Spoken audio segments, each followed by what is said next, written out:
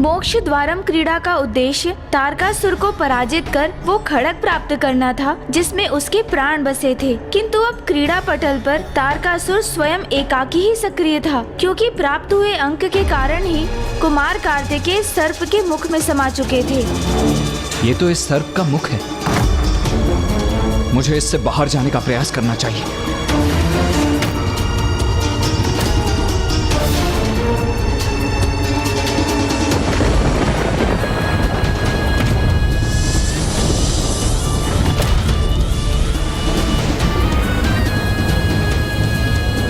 मुक्त करो, बाहर जाने दो मुझे। अब ये दुष्ट अपना शीश झुकाकर मेरा संतुलन बिगाड़ रहा है।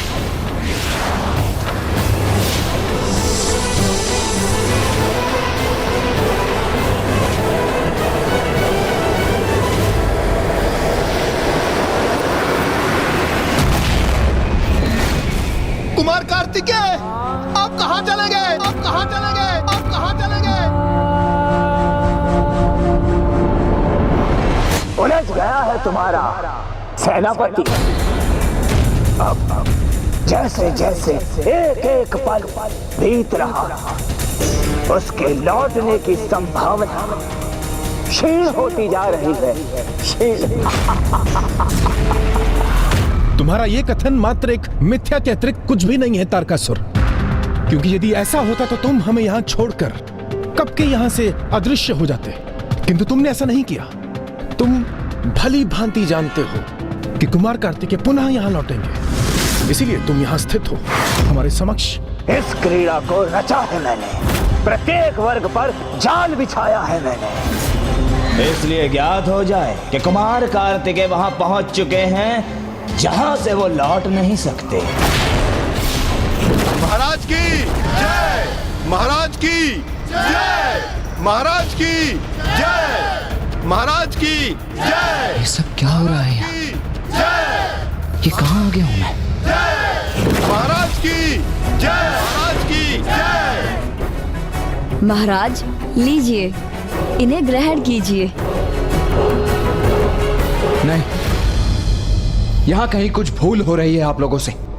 मैं आपका महाराज नहीं हूँ। महाराज, ये सुंदर नगर है और हम सब सुंदर नगर के वासी। कब से आपके आगमन की और आपके द्वारा यहाँ के राज सिंहासन संभालने की प्रतीक्षा कर रहे हैं। ये सब आपका ही है और हम सब आपकी प्रजा।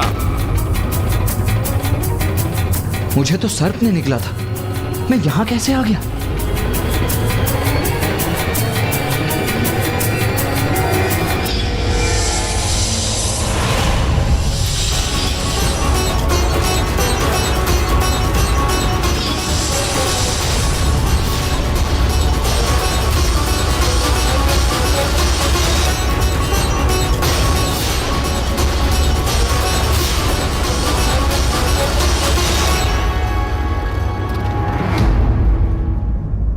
मुझे शीघ्र ही यहां से बाहर जाना होगा, उस क्रीड़ा में लौटना होगा। इंद्रदेव, वायुदेव और कुबेर देव की रक्षा के लिए अब अधिक समय शेष नहीं है।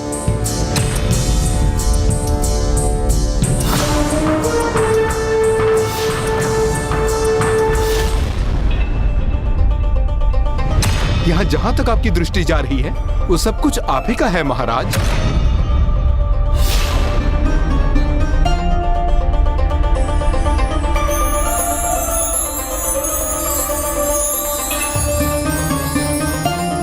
सत्य है, कितना सुंदर और शांत है ये सुंदर नगर। इतने सुंदर स्थान को छोड़कर जाना तो किसी के लिए भी अत्यंत कठिन होगा। तो फिर आप यहीं बस जाइए ना महाराज। तुम्हारे सेनापति ने प्रथम चाल में कुल 11 अंक प्राप्त किए थे। 11 अंक का ये सर्प कुमार कार्तिकेय को सुंदर नगर लेकर गया है, जिसकी सुंदरता का प्रलोभन किसी को भी मोहित कर वहीं रहने पर विवश कर देता है। तो वो निरा बालक उससे अछूता कैसे रहेगा? और यदि वहां से निकलने के लिए तुम्हारे सेनापति ने कोई बल, युक्ति अथवा बुद्धि का प्रयोग भी किया तो वो मात्र असफल होकर रह जाएंगे, क्योंकि वहां मैंने व्यवस्था ही ऐसी की है।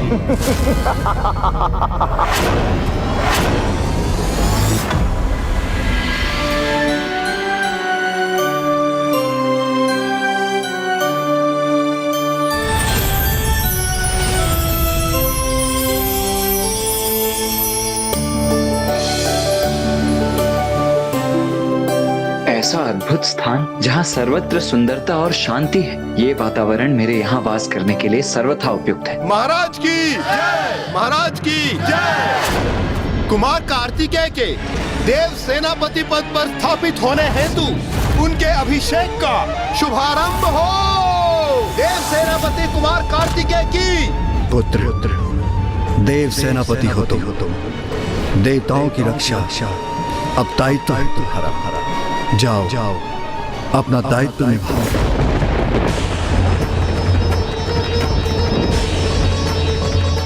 पुत्र कार्तिकेय, पुत्र कार्तिकेय।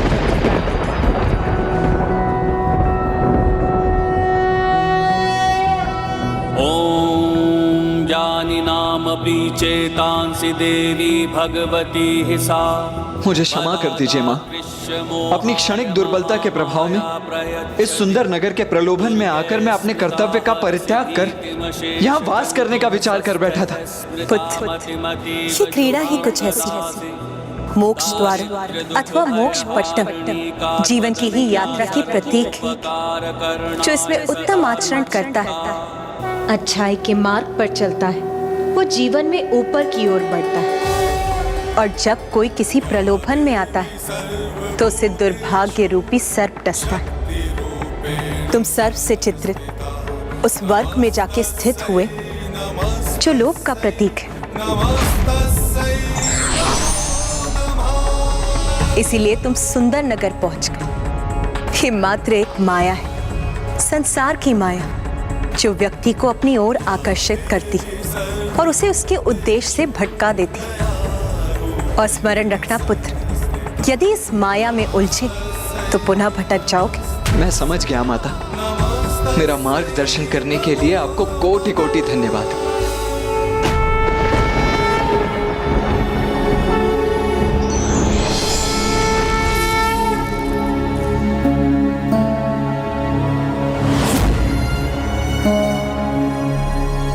आप यहीं स्थिर रहकर हमारे इस नगर पर शासन करेंगे ना महाराज?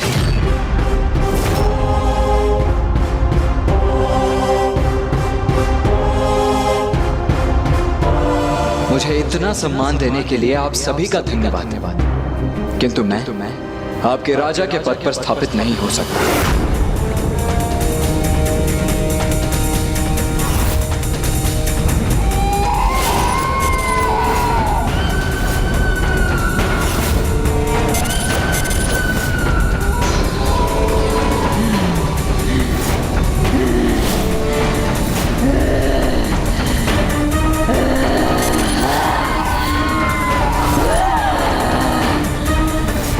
कैसे चले जाओगे यहाँ से?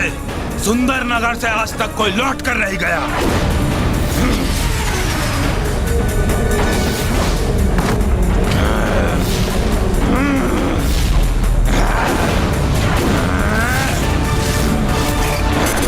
नहीं जा सकोगे, नहीं जा सकोगे यहाँ से। हम तुम्हें कदापि नहीं जाने देंगे। यहाँ के मायावी जीवों के आक्रमण से कदापि विचलित नहीं होऊंगा। मैं अपने उद्देश्य पर स्थिर रहूंगा और यहाँ की माया को भेद कर वापस भी लौटूंगा।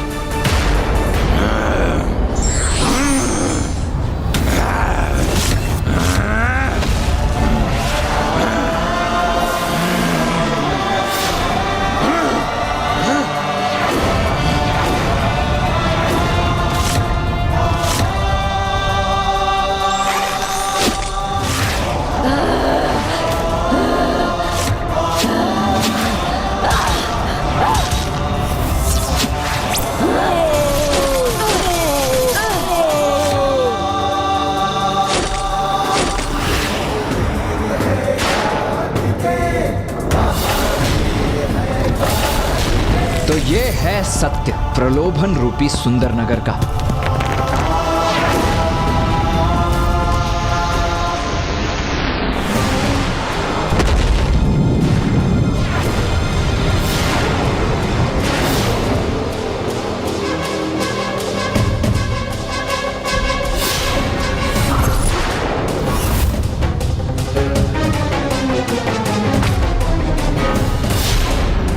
अरे ये सुंदर नगर से कैसे लौट आया? लौट आए, कुमार कार्तिकेय लौट आए।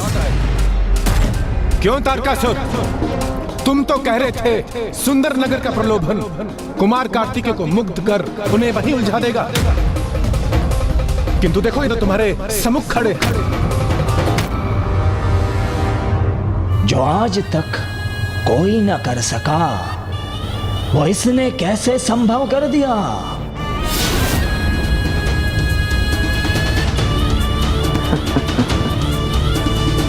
कुमार कार्तिकेय के लौटने मात्र से क्या होगा?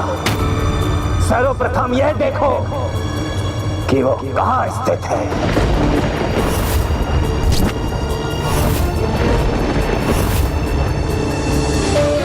11 से 7 तुम तो पीछे छूट गए कुमार कार्तिकेय, अब क्या करो?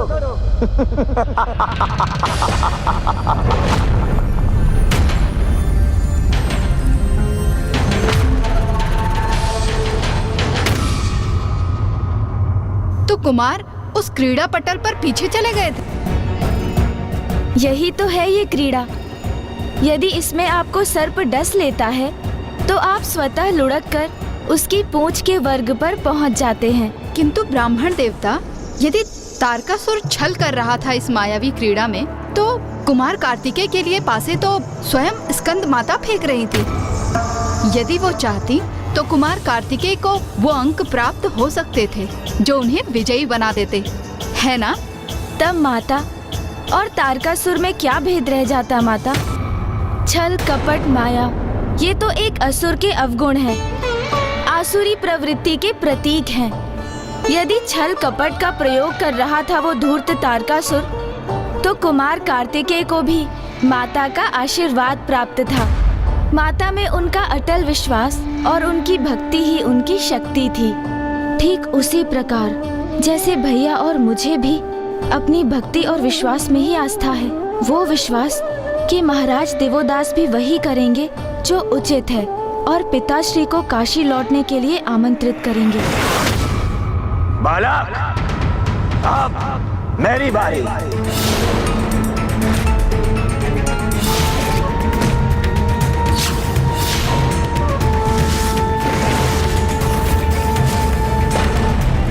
इस दुष्ट को कोई ऐसा अंक ना आ जाए जिससे ये और अधिक आगे बढ़ जाए।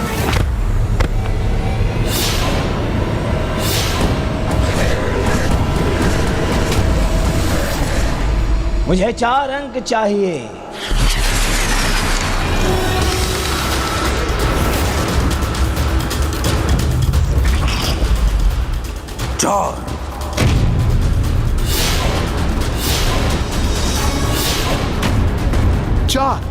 चार तो बड़ा अंक नहीं, किंतु वो तो देखकर ही ज्ञात होगा कि इस अंक से तारकासुर को लाभ होगा अथवा नहीं।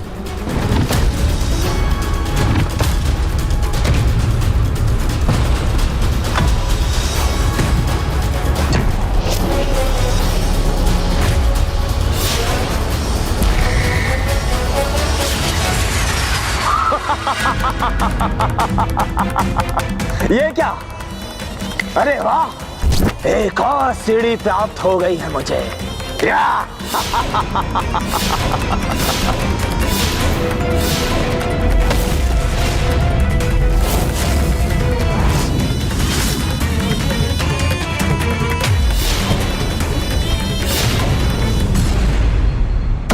ये दुष्ट तो 50 अंक के स्थान पर पहुंच गया।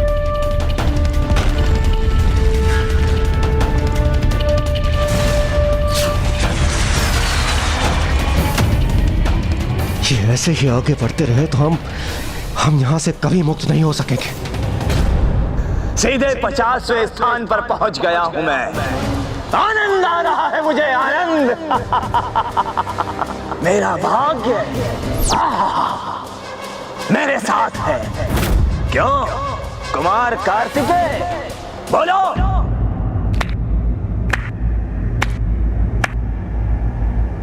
भाग्य का स्वभाव बहुत ही विचित्र होता है तारकासुर। वो कब कैसे पलटकर किसी का दुर्भाग्य बन जाए ये किसी को ज्ञात नहीं। इसीलिए जब तक तुम्हारा भाग्य तुम्हारा साथ दे रहा है उसका आनंद ले लो। कदाचित भाग्य और दुर्भाग्य को लेकर सर्वथा अनुचित है तुम्हारा मुझे भाषण देना। अरे इतनी ऊंचाई से जहां पर मैं पहुंच चुका अत्यंत दुर्बल दिख रहा है मुझे तुम्हारा भाग्य कार्तिकेय।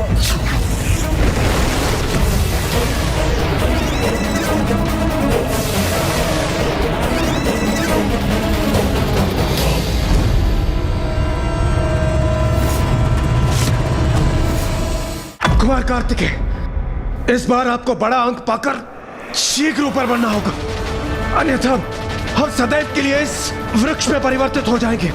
हाँ कुमार कार्तिकेय, शीघ्र कीजिए, हमें मुक्त कराइए।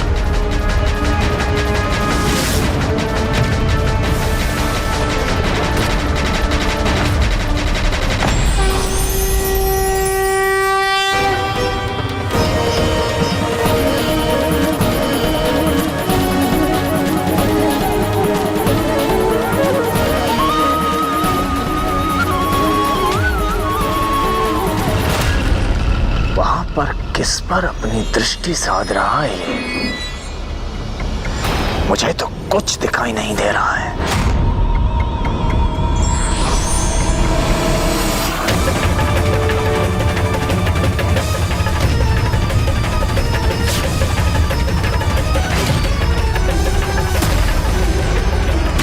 कुमार कार्तिकेय को इस चाल में आगे बढ़ने के लिए 10वें अंक के वर्ग तक पहुंचना होगा।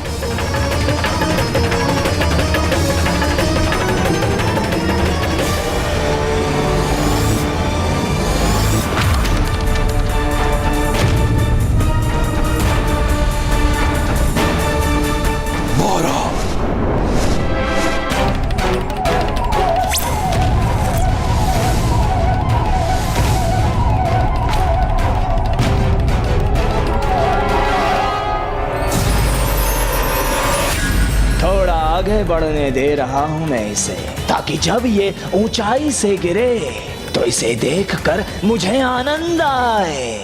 यदि कुमार कार्तिकेय इसी प्रकार धीमी गति से आगे बढ़ते रहे तो अरे तारकासुर को पार कर खड़क को प्राप्त करने में वर्षों बीत जाएंगे। देवराज, कुमार कार्तिकेय अपनी इच्छा से विलंब नहीं कर रहे हैं। जो अंक उनके भाग्य में है वही प्राप्त हो रहे हैं उन्हें। उचित है वायुदेव, आपका कथन सर्वथा उचित है, किंतु इस क्रीड़ा में कुमार कार्तिकेय ने अपने भाग्य के साथ हमारे भाग्य को जोड़कर क्या उचित किया? लो देखो, अब पुनः मेरी बारी है।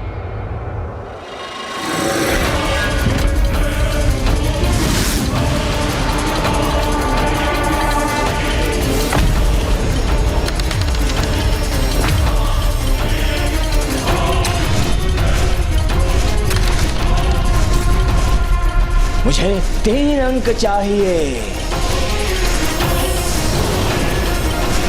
3।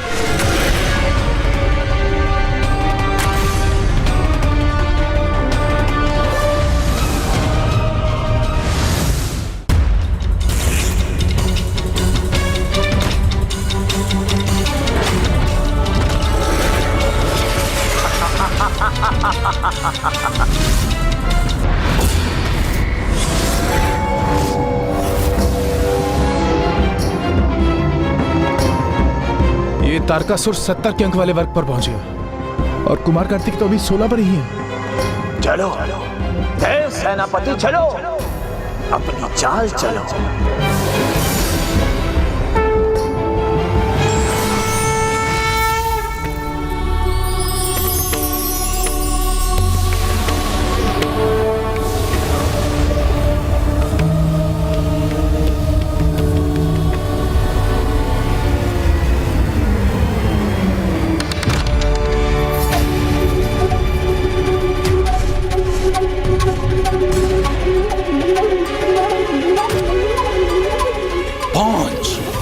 पांच।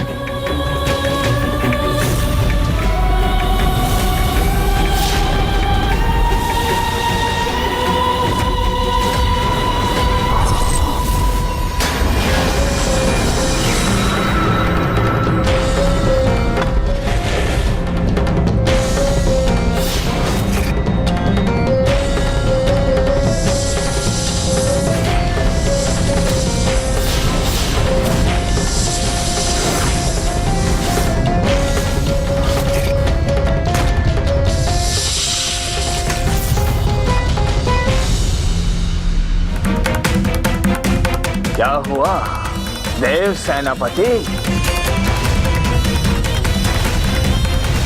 अब ये कहाँ उलझ गए तुम? हाँ? तारकासुर, उलझा मैं नहीं, उलझे तो तुम हो।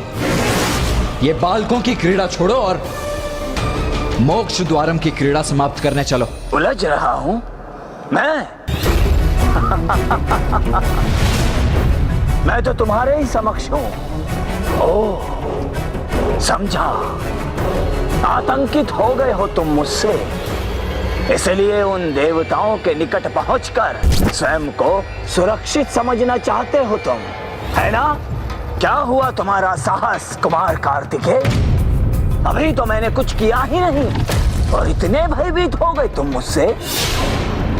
अरे साहस नहीं था तो मेरा सुझाव स्वीकार कर लौट जाते कैलाश और वहां अपने माता पिता की निगरानी में क्रीड़ा करते।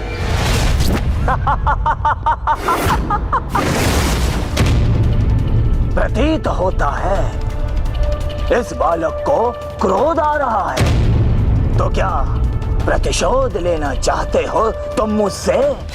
प्राप्त हुए अंक के अनुसार कुमार कार्तिकेय जिस वर्ग पर पहुंच चुके थे वो क्रोध को दर्शा रहा था।